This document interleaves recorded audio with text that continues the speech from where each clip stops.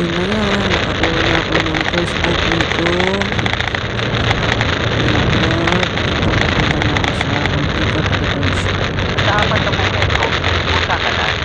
Sige na, kasi may mga hams dyan.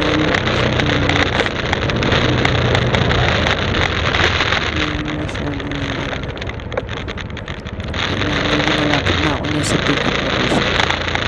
Sa isang dang metro, ikaw ay makakarating sa iyong destinasyon.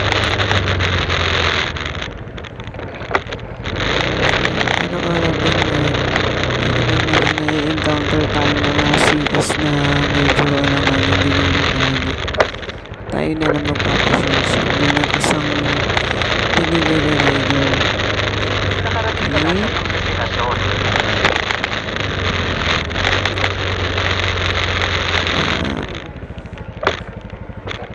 Medyo malapit na ako. Titigit ako dyan para tawagan si customer na sa pick up location na ako, pero tatawag pa lang ako.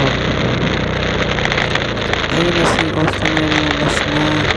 Siguro nakita niya na malapit na ako. Tinawag na lang ako. Dun lang pala siya. Yan na nga, kukunin ko na yung pipick upin ko.